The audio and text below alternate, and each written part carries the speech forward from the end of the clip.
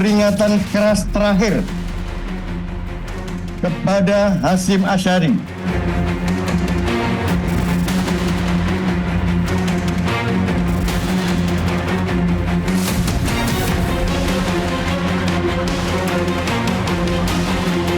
Dan ini sekaligus juga sebagai pengingat, ini adalah alarm.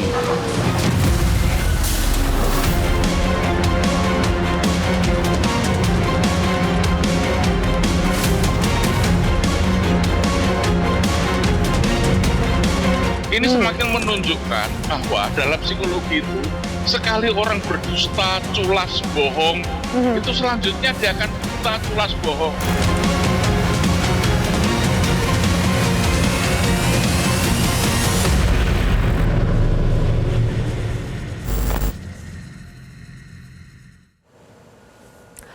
Pemirsa, jalan mulus Gibran Raka Buming Raka menjadi calon wakil presiden mengorbankan marwah konstitusi dan aturan pemilu. Teranyar, Dewan Kehormatan Penyelenggara Pemilu memutuskan Ketua KPU RI melanggar kode etik ihwal pendaftaran Gibran selepas putusan MK soal batas usia Capres-Cawapres. Cacat etika. DKPP menjatuhkan sanksi pada Ketua KPU Hasyim Asyari berupa peringatan keras terakhir, sementara 6 komisioner KPU lainnya mendapatkan peringatan keras.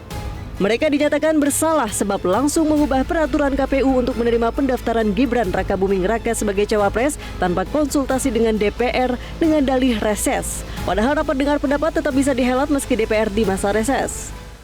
Menjatuhkan sanksi peringatan keras terakhir kepada Hasyim Asyari selaku Tradu 1.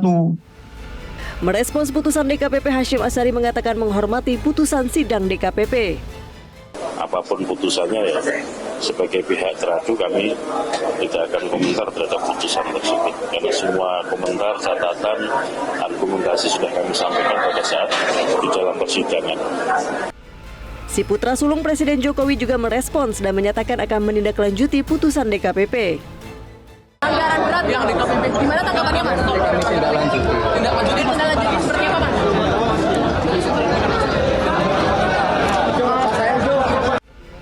Calon Presiden Ganjar Pranowo pun mempertanyakan apa yang bisa dibanggakan pada rakyat jika muruah konstitusi dan penyelenggara pemilu cacat etika.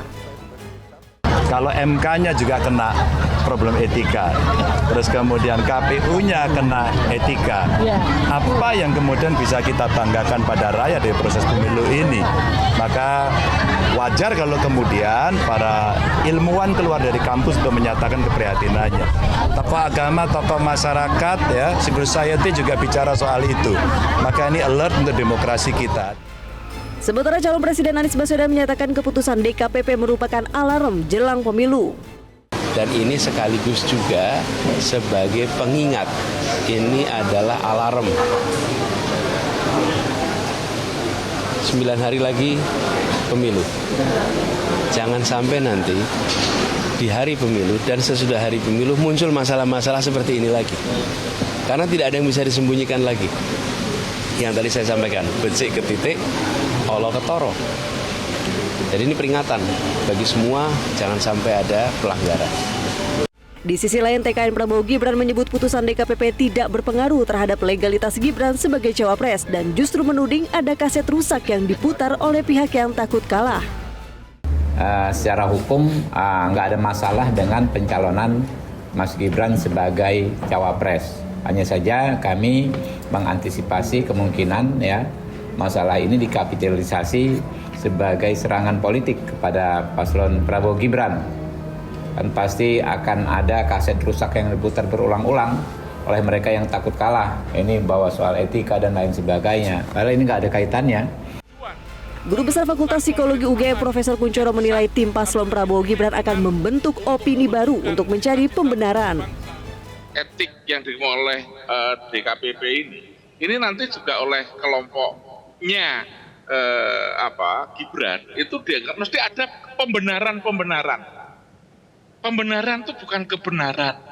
Ini semakin menunjukkan bahwa dalam psikologi itu sekali orang berdusta, culas, bohong, itu selanjutnya dia akan dusta, culas, bohong. Kenapa? Untuk mempertahankan tadi harga dirinya. Kalau saya mengatakan bahwa misalnya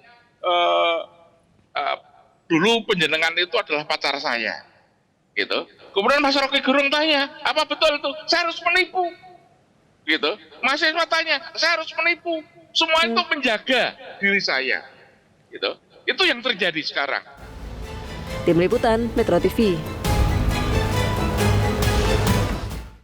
Jelajahi cara baru mendapatkan informasi. Download Metro TV Extend sekarang.